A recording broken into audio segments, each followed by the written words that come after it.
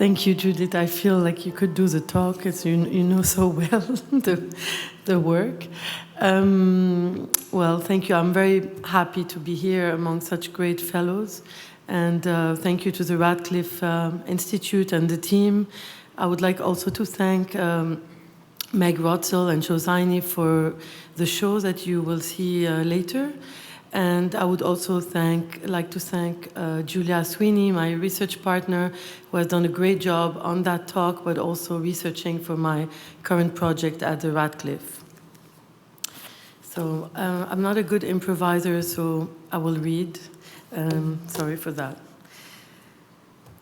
In the late 90s, in the aftermath of what was commonly called the Civil War, which was not just civil, but involved many regional and international actors, I had the urge to express and reflect on what had happened, which led me to make artworks dealing primarily with the question of history and its narration. What image of these dramatic events could I retain? What image of them would I recreate? At that time, I found myself caught in the tension between the temptation, even the necessity of recounting our history, and the impossibility of fully accessing it. Some facts, dramas, and experiences are bound to never reach us and will remain unspoken, buried. We can never certify their existence, but only presume it through traces in their absence. The act of witnessing, the notion of responsibility, the mechanisms of memory, and the use of the archive and oral histories were all crucial elements to me from early on. It is within that framework that I initiated assembling a series of testimonies on the Lebanese wars for my work, Objects of War, and later for Here and Perhaps Elsewhere. In Objects of War, I asked various people actually, to choose an ordinary and unusual objects from the time of the wars that served as a starting point for narrating a personal lived experience. While ostensibly creating a collective memory of the wars, the testimonies gathered in Objects of War exposed the vanity of such a task. It became clear to me that the only way to approach representing and narrating the Lebanese wars at that moment was to abandon the quest for a complete narrative or an absolute truth. I could only propose attempts, fragments of chronicles, relative truths, and first-person accounts of the extraordinary and the banal, all of which underline the gaps and losses in history and in the process of remembering. Objects of War is not a film. It is shown only as an installation, including both the video testimonies and the original objects that are displayed as relics, as you saw. As an ongoing project, Objects of War has evolved into an open archive. And here you can see some of the objects that are various. As of today, there are 6 Objects of War. They each run for approximately an hour to an hour and a half. So of course it's not expected from the audience to watch all of them when you come to the show, but it gives you a sense at once of the intimacy, but also the very personal yet universal account. I will show you a short excerpt. مثلا كيف الواحد بينام، كيف الواحد بيقوم، شو بياخد معه بالجزدان، كيف بيتصل بالناس، كيف لأي محل بيروح أو ما بيروح، كيف يعني كل تصرفات الحرب هيدي هي محفورة بالجسد، بذاكرة الجسد، وبتطلع بملف خالص مخلص أوتوماتيكيا أول ما ترجع الحرب. بس ما قلتي لي إنه أي إنه بركي شغلة أو أوبجكت واحد ممكن يتعلق بالحرب. أنا ما في أقول لك إنه هي مثل هو هيدا الشيء، هو هيدا الملف اللي مسجل بذاكرة الجسد، وهو بذاكرة يعني هو مضبوط بمحل وبيطلع كل ما تصير حرب تانية بلبنان. فهيدا الفكرة اللي كنت بدي أقول لك إياها. بقى فكرت أي شيء بركي بكون بركي له معنى بهالسياق. بهالأيام أنا عم بعمل فيلم عن أرشيف الخاص القديم، فكنت عم بقرأ المفكرة تبعيتي، بلشت فيها كان عمري بأول الحرب، فبدي أقرأ لك هالكم صفحة هن بالفرنسي، كتبتهم ب 26 نوفمبر 75. هي أول يعني مداخلة أنا كتبتها بهالمفكرة، وبركي بتعطي مثل صورة انستانتانية هيك مثل بولارويد عن يعني هي عن الوضع اللي كنت أنا فيه معنوياً بداخل الحرب. ووقتها بعدها الأحوال بعدين بالمفكرة بكفي الكتابة تأزمت كتير وعشت تجارب أقسى من هاي أول كم صفحة، بس فكر الحلو بأول كم صفحة يلي مثل صورة آنية أو انستانتانية بولارويد عن كيف التركيب المعنوية لحدا عمره 15 سنة وعم بيعيش هاي الحرب لأول مرة، وكيف تركيبة العائلة وكيف العلاقات وكيف التشنجات برا وجوا، شو العلاقة بين برا وجوا. فبركي هالشيء أو هالأوبجكت هيدا اللي هو هيدي مثل قصة صغيرة أقرب شيء للشيء الابستري اللي عم بحكي كنت عنه، هو الملف اللي مسجل بالجسد.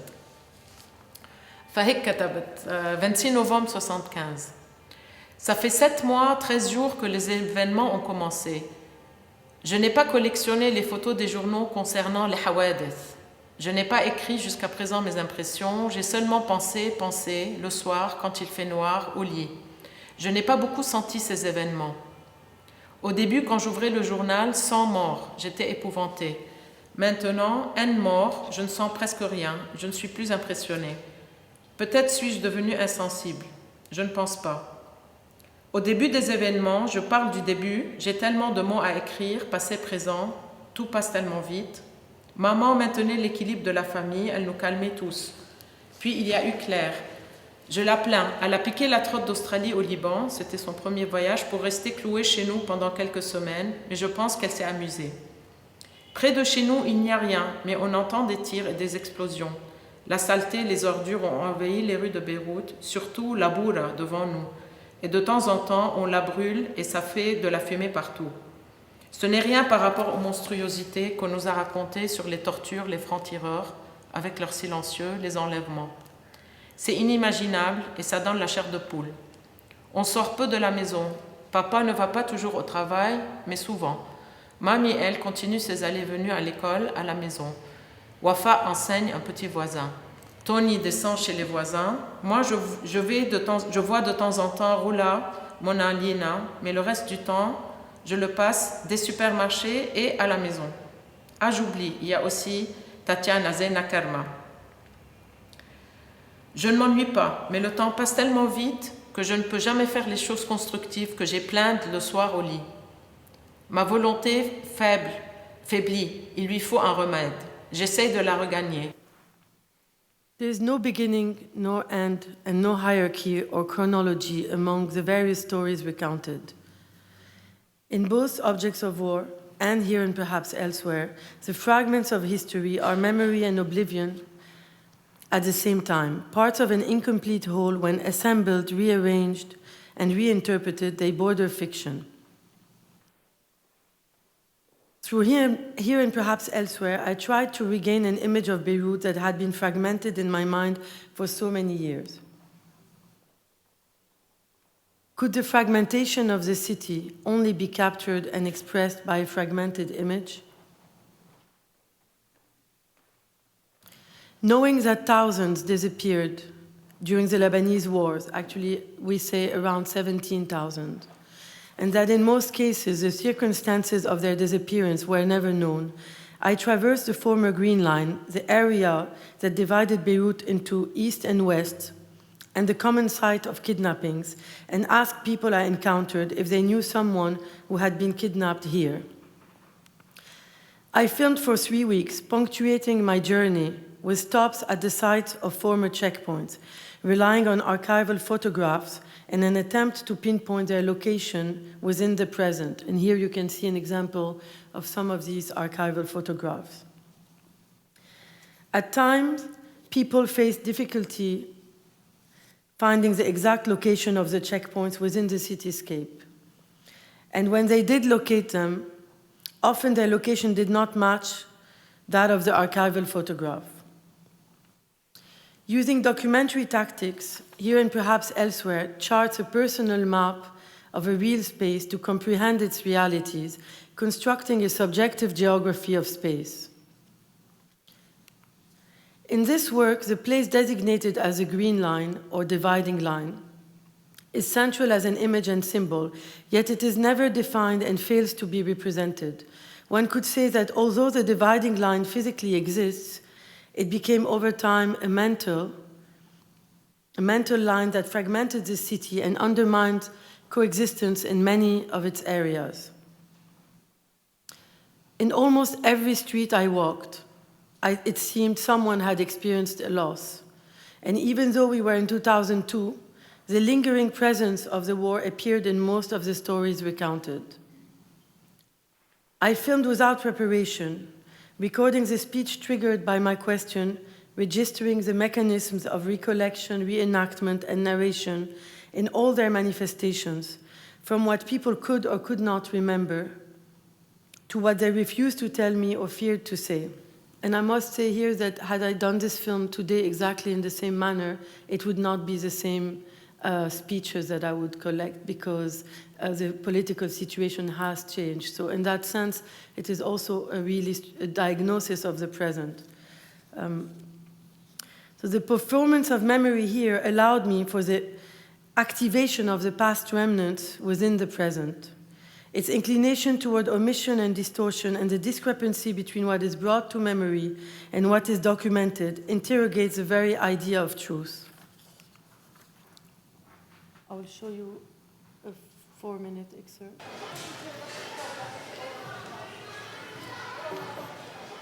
عندي خي مخطوف كان عمره شيء 23 سنة 23 سنة كان مدني كان ما في حدا ما كان يتعاطى بالأحزان بس مدني مش عسكري أو شيء. أنت وأهلك بعد عندكم أمل؟ إيه طبعاً عندنا أمل، واحد ما بيطلع أمل. هي إمام موسى الصدر قديش صار له مخطوف، بعض العالم عندها أمل، مين بده يقطع الأمل يعني؟ أمل بالله مش بالخاطفين يعني، الله بيريد بيطلع.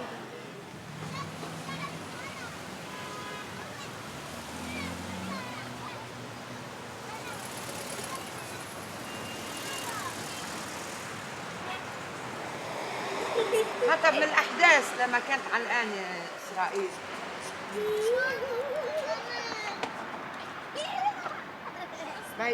بيت بيو اسمه عباس بيو هون بيت معلم.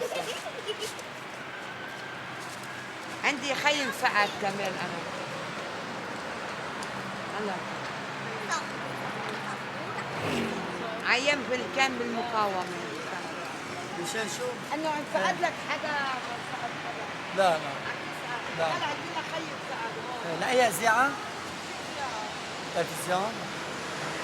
تلفزيون؟ ايه اوكي. انت بتحطوها هالشريط هذا؟ ما بتحطوه يعني على التلفزيون؟ ما بتحطوه؟ اوكي. لا حد كايش لتاخذ السيارة بده يلحق مع الدكان. لا لا لا لا لا شو؟ ما انخطف حدا بس واص راح القناص من التباريز لهون. كله قنص كان قنص من التباريز لهون كان في قنص وراح خيي هون تقنص بظهره وهو عم يقطع على البيت.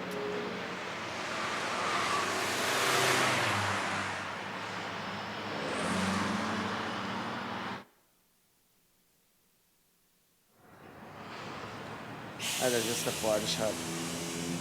هون ما كان حدا يسترشي يقرب. اللي ما شاف هيدي هون هاي السبت الأسود ما شاف شيء. كنت أشتغل بالبناية هون، بالبناية هاي على الطابق الرابع. السبت الأسود كيف يسحبون من قلب الشباك قسما بالله من الشباك يسحبون. كان يوم سبت قريب الظهر الساعة 10:30 11. اشتغلت لك بقى الضرب والقتل. شوف كيف هربنا، الحمد لله. هذا البحر القديم، الطريق البحرية القديم، بتروح من هون شي 500 متر في القاعدة البحرية تبع الجيش اللبناني. وراها هو كان المعبر اللي بيفصل بين السيدوماج، يعني للأسف كنا نقول اللي بيفصل الوطن. كانوا بالأول جماعة المرابطون والفلسطينية وهذا كانوا هون، رجعوا اجوا القوات اللبنانية، رجع اجى الجيش، رجع القوات اللبنانية، رجع الكتائب اللبنانية. كان هذا خط مهم، هذا هون كان هون معبر، هيدا أهم معبر كان هون. يعني كان عندك المتحف بالأول، المتحف رجع تسكر كليا، ضل عندك هيدا المعبر ومعبر الكفاءات المريجي. كنا نقعد 7 ساعات لنقطع على الشرقية ونرجع من الشرقية على الغربية كمان 7 ساعات. Although the recorded accounts of personal experiences in both objects of war and here and perhaps elsewhere could act as documents, the awareness of the participant of being filmed, as well as the subjectivity of my selection and assemblage of testimonies, leave room for a fictional dimension. I also wrote a short fiction by the same name about the disappearance of a man, recounted in 5 different versions by each protagonist. It was published as a booklet in 2003 and later as a website in 2009. I won't have time to talk about it, so if you would like to, you can visit this website. It's a website of the short story. Disappearance, as well as the questions of truth and responsibility, are also at the heart of a journey, a video essay, which uncovers a suppressed narrative within my own family. The story of my grandmother Rose, located at the intersection of the personal and collective. A journey simultaneously reflects on the conflicts in our region and questions my own identity and political choices. Rose was born in Jerusalem in 1910 and moved to Beirut in the 30s. Her character allows me to create a link to the complex history, and I must say unresolved, between the Palestinian and Lebanese people. In the film, I look back from what seems like a hopeless present, and I'm sure you can identify to that now, that has inherited a tumultuous and fragmented terrain, to a moment in our past when peace, unity, and modernity seemed like a promise for our region. Constructed like a spider web, the scenes of a journey were not edited in chronological time, but rather according to elliptical time and structure. The disparate fragments are assembled retrospectively, emphasizing the erratic rhythm of memory and the incapacity of linear historical narration to account for the intricacies of human experience. I will show you an excerpt which is a bit long, but I feel it's Ils partaient loin, des mois durant, en Égypte, en Irak, en Iran, sans se soucier des frontières. Pour eux, c'était un seul territoire. Ici, un document filmé à Kafr par mon grand-oncle. Dans cette ville d'Irak, ils avaient construit le port. Avait-il ce rêve d'œuvrer pour la modernité ?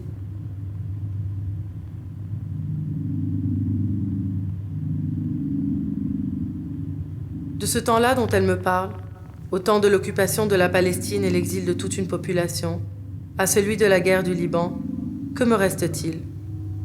Un ailleurs inaccessible ? Un territoire fragmenté, où les promesses d'alors ont laissé place à une réalité aussi insupportable qu'irréversible ?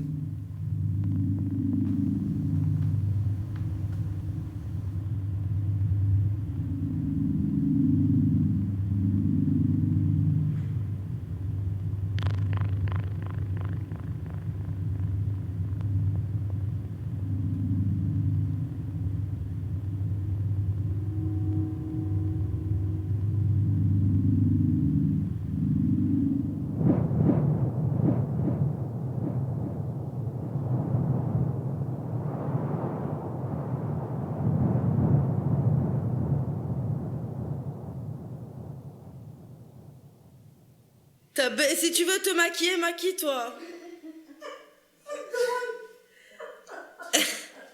Coquette, elle est coquette, elle restera.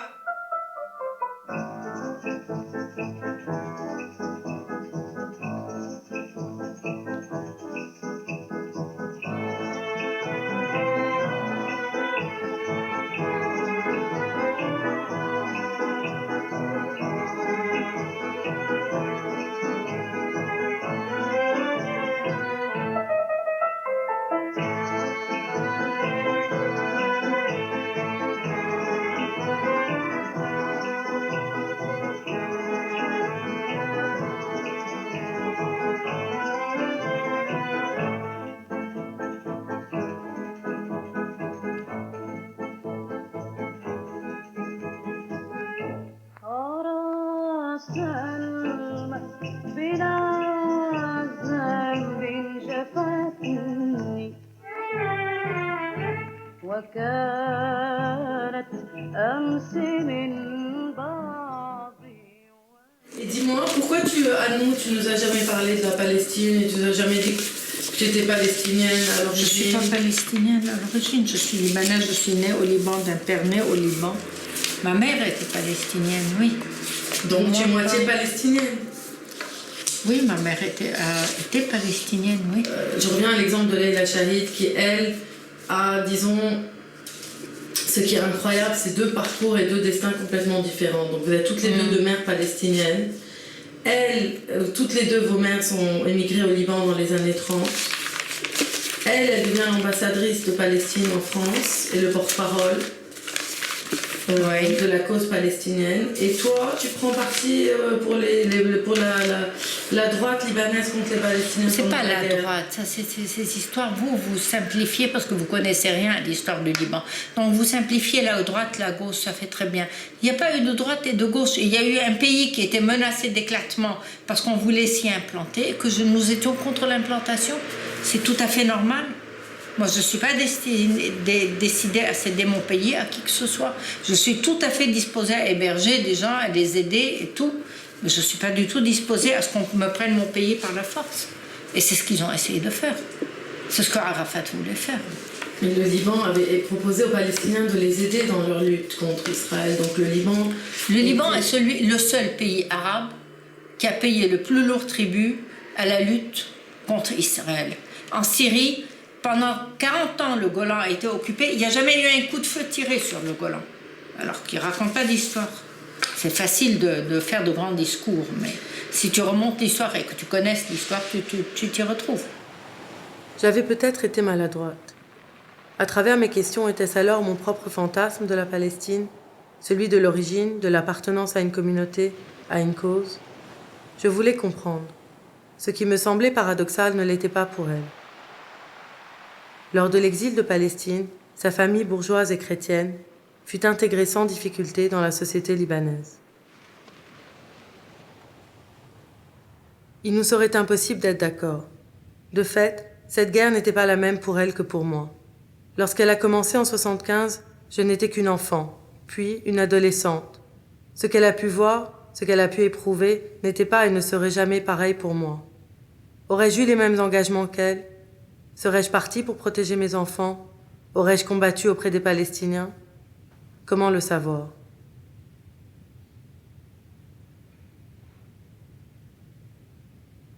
Que me reste-t-il de cette guerre qui s'estompe de jour en jour? Des images de départ en bateau, le bruit impressionnant des bombardements répétés, la peur des barrages, ma grand-mère priant jour et nuit, la radio toujours allumée, le soleil et la mer immuables, un bonheur quand même.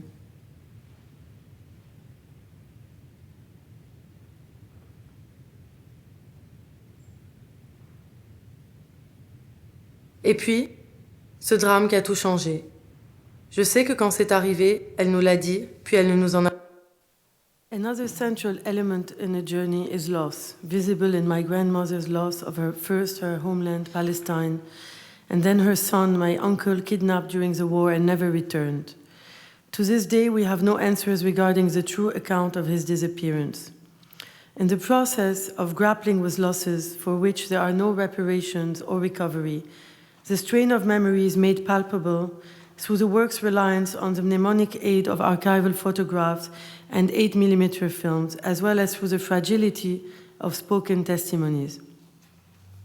Especially evident in language slippage, such as when my grandmother slides in and out of awareness.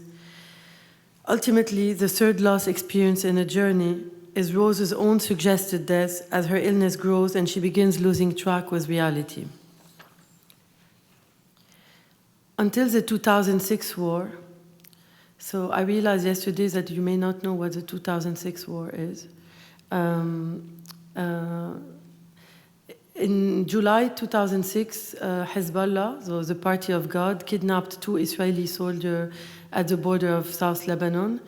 And following that, Israel attacked Lebanon, and there was a major siege for 1 month, and maybe there were 1,500 deaths and 1 million displaced, and the entire southern suburb as well as the southern part of the country was destroyed.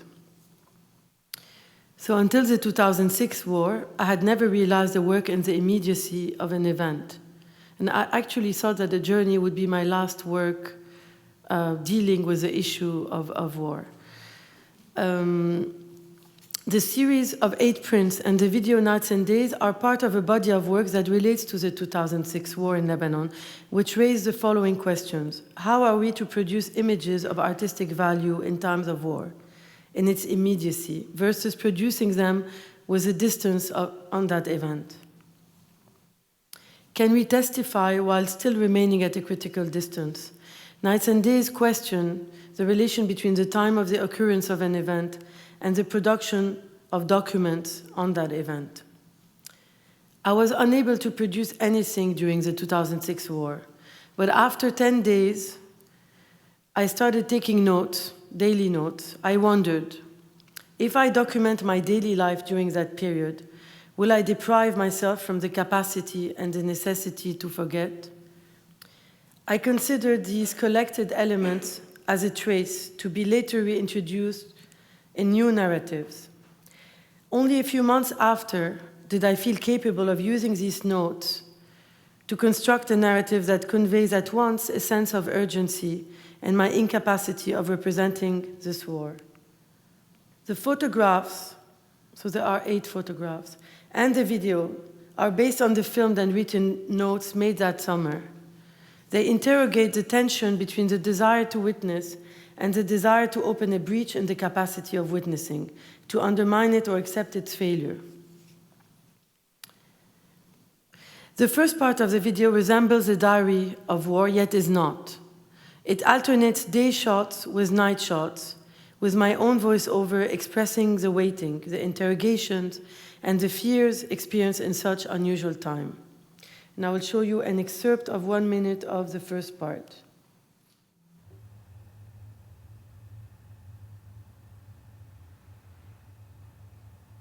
I cannot remember what I was doing before it all began. I do not fear anymore. I wait. I recall images of those torn, battered figures. I insert my face, my body in their place. Am I wounded or dead? No, wounded. I scream. I do not want to have both my legs amputated. I howl. I cry. Nothing can be done. They must amputate. He had no face left to cry. The bomb beheaded him. I insert my body in his place. I die. And then, the explosion. I only faint in this version. I do not die. I recall the bodies, the fragments of bodies strewn around me. I cannot feel anymore. The pain is pure. There must be pieces of my body missing, pieces of my being, surely. I do not recognize anyone. Later, so the bomb is real, but my narration is fictive. Obviously, it's a speculation. It's an imagined narrative. The second part of Nights and Days is a journey to South Lebanon, which had just been devastated during that war. It alternates peaceful landscape with ruins and destruction, with only music for sound, as in my opinion, no word could express this devastation. So in the second part, my voice withdraws, replaced by a drone, a sound piece composed by Sherb El-Haber, with whom I collaborate regularly, based on the actual recording of the Israeli drone. As some may know, a drone is not just a guided plane, but it's also a music genre. It starts from a single note and extends to become a musical piece. And I'll show you a very short excerpt.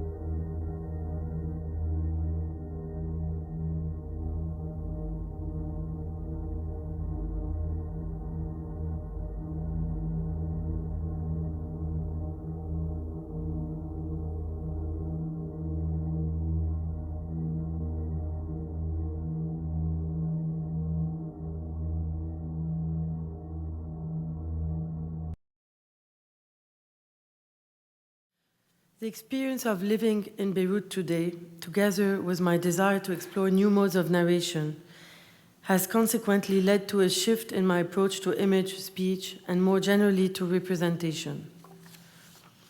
I continue to reflect on Beirut's history and its present, moving away from an engagement with direct speech and the use of personal memory to a more distantiated mode of associating various elements and traces through space and time. Evoking the idea of a palimpsest, my recent work Beirut Autopsy of a City and my ongoing project Underwriting Beirut shed light on layers of temporal deposits that are enmeshed in an open-ended process of absorption, erasure, and reconfiguration. I woke up one day thinking that the city I've been living in could disappear, that disappearance is not exclusively a historical process or an extinct one. This anxiety led me to create Beirut Autopsy of a City. So it's quite an irrational project, but the first chapter that you see here, A History of Beirut's Possible Disappearance, juxtaposes and overlaps collected elements from past epochs to re-examine notions of chronology. It retells the stories of the conquest, defeats, and natural disasters that shaped and disfigured Beirut. The viewer wanders amid intertemporally connected fragments that become fictionalized chronicle. So I used videos, text, and images from various sources.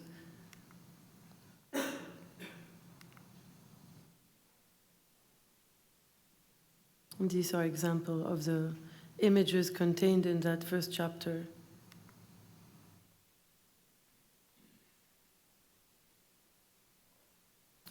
The second chapter, Beirut 1001 Views, is a projection of a panoramic view of the city that is an amalgam of photographs taken at different times in its history.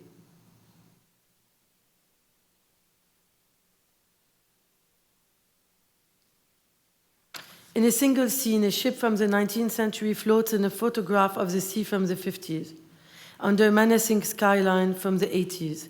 The resulting image is neither a past one nor present one, near past nor present one, but a fictive representation where some element disappear.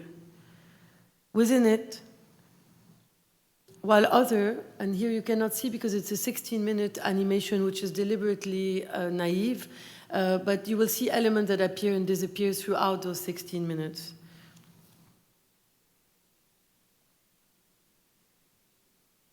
The third chapter, Beirut 2058, displaces the anxiety from the past and its remnants and projects them onto a speculative future apocalyptic realm, where the city has vanished, leaving us with one peaceful image of a seashore under a quiet sky. And this text is the introduction to that third chapter. It's written by a narrator at the first person. We don't know if this catastrophe was a natural disaster or caused by a war. And this is how it's displayed in this place. While Beirut Autopsy of a City was about specific moments that endangered the life of Beirut from 1200 BC until 2058 AD, Underwriting Beirut looks at historically and personally significant locations within Beirut's present, investigating their sociological, political, and economic history. How can narratives emerge from or be triggered by places rather than represent them? So here for me is quite an important shift in my practice and on the notion of representation. The first chapter is Mathaf, the Arabic word for museum, and the name of the area where I live in Beirut. Home to the National Museum of Beirut, opened in 1942, the museum is located along what was once the Green Line, which divided East and West Beirut. Once a site meant to represent national union, the museum and its area became a symbol of the country's division and the backdrop for sectarian violence.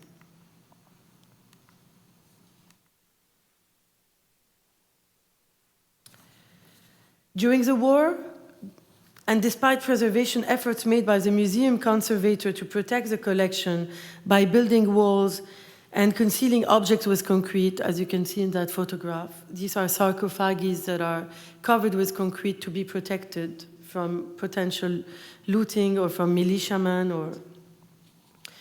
The museum's building was destroyed, and part of its small yet impressive collection was severely damaged, looted, or lost. Underwriting Beirut Mathaf responds both to the impossibility I faced while attempting to access artifacts from the museum storage as well as its archives, and to the only objects made available. So this is a view of the entire installation. So the only objects that were made available to me were this beautiful, yet now damaged, Good Shepherd mosaic, and a photograph documenting it from the time of the wars when a sniper punctured a hole in it to have a strategic view onto the immediate surroundings. So the immediate surroundings, like I said, is a passage checkpoint between East and West. And you can see it today as it was filled from the outside, but the hole was kept intact from the inside. Object of War is a negative of the sniper hole cast as a concrete sculpture. Its initial incentive rests on the practice of the imprint as a trace of contact with a body or void. Yet it is a free reformulation rather than an exact replica. And here you can see the sketch, the document with a sniper hole, my sketches that I used to do a 3D image and in order to produce a cast and a photograph that I've taken in present time. And this is the actual sculpture. Object from the National Museum of Beirut, this piece. Objects from the National Museum of Beirut is inspired by inaccessibility, and in particular by the inaccessibility of the museum storage. It dwells by default on the only part of the collection that is visible, the entirety of the display on December 15, 2012. By reproducing every caption identifying the objects on view, the work ironically and vainly attempts to represent the museum's holdings in one image, uncovering the politics of historiography and questioning the museum as a foundation for national identity. The closed leather book entitled Object Missing from the National Museum of Beirut relates to the stories heard and unheard about the museum's disappeared objects. It emphasized the secrecy surrounding their disappearance and the inaccessibility of pertinent information. It triggers our imagination in suggesting an archive that may or may not exist. And here you have pinhole cameras made out from my home towards the museum, and they look at that place which for me has an unresolved past, I would say. Underwriting Beirut Nahar, the Arabic word for river, is the second chapter investigating the urban areas adjacent to Beirut River, particularly the area named Jisr el-Wati, where I co-founded Beirut Art Center in 2009. The area, a historically derelict piece of land and one of the few remaining unexploited space of the capital, has witnessed rapid transformation into a place of interest for art practitioners and soon a high-rise residential development. The river, which defines the eastern edge of Beirut, is a dry dumping ground most of the year. A diverse migrant population has historically settled along its banks since 1915. With the continual expansion of the city, the influx of refugees and migrants, and the ambitious plans to rehabilitate the river, the future of the river and its communities is unknown. The river in this project acts as a suspended space, allowing me to explore notions of borders and landscape and to reflect on migration and gentrification. The drawings are based on various maps of Beirut, and you saw one of them earlier, but they depart from tracing the topography of the river with graphite pencil and using wax, pastels, and dry pigments. They evolve into a more organic, abstract shapes reminiscent of cells, flowers, and body organs.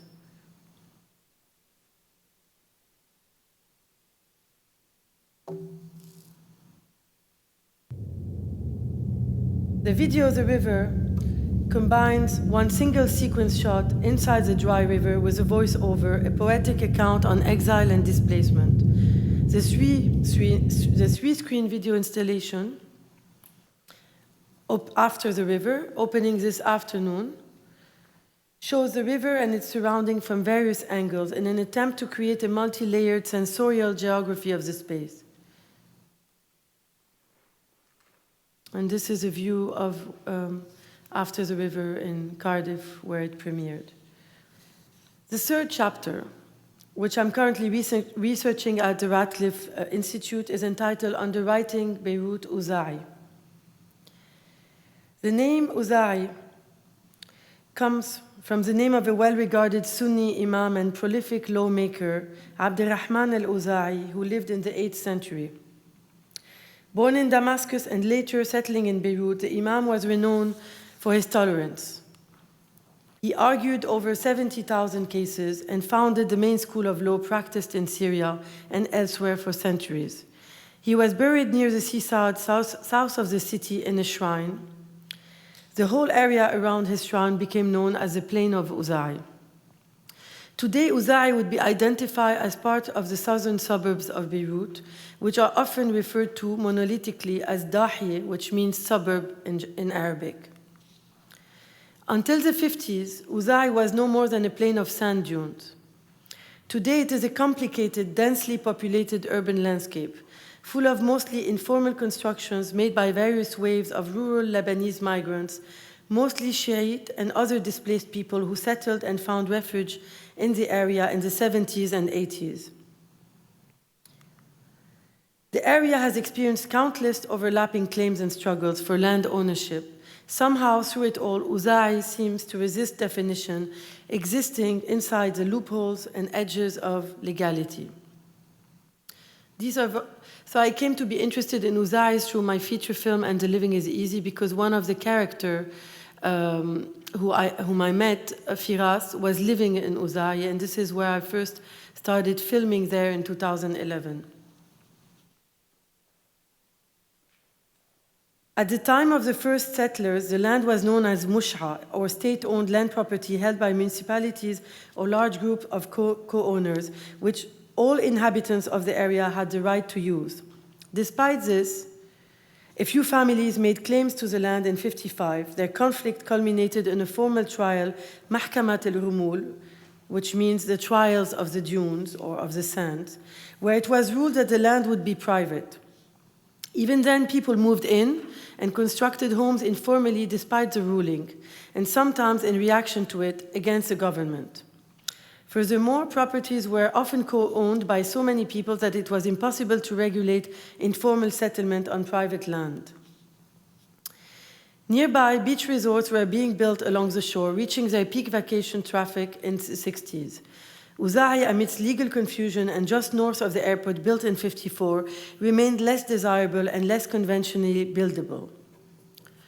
Ouzaï's density increased in 1948 when Palestinians displaced after the creation of the State of Israel took refuge across Lebanon. In the 1970s, faced with Israeli attacks and occupation, residents of South Lebanon, mostly Shia Muslim, fled to Beirut, many settling in the eastern suburbs. However, civil massacres between Christian and Muslim would displace those Shiite migrants again, causing them to resettle in southern western suburbs like Ouzaï. An amorphous in structure and often labeled as chaotic, the neighborhood's visual appearance has become intertwined with a stereotypical and stigmatized identity, the poor rural Shiite. This image has been fought over, suppressed, claimed and reclaimed, redefined and co-opted by sectarian interests. Political parties, mainly the Iranian-backed Hezbollah, have used the narrative of the historical oppression of Shiites by the state, by the Lebanese state, to gather support and build up a strong territorial base in Ouzaï. Underwriting Beirut Ouzaï had not yet taken any specific artistic form, deliberately, but research so far gathers maps, plans, images, and recorded personal stories, and uncovers themes of social stigmatization, sectarian conflicts, informality, urban planning, superpositions of rights, and legal exception. This third chapter might be the most challenging one because the history is intensely charged with socio-political complications and tensions at the heart of the situation of Lebanon. Indeed, when researching Ouzaï's history, one sees its uniqueness, yet many parallels with the country as a whole can be made, and the feeling of being in a dead-end situation with no solutions prevails. So I would like to thank you and invite you to the opening. There will be no Q&A because of time, but feel free to ask me any question during the reception opening. Thank you very much.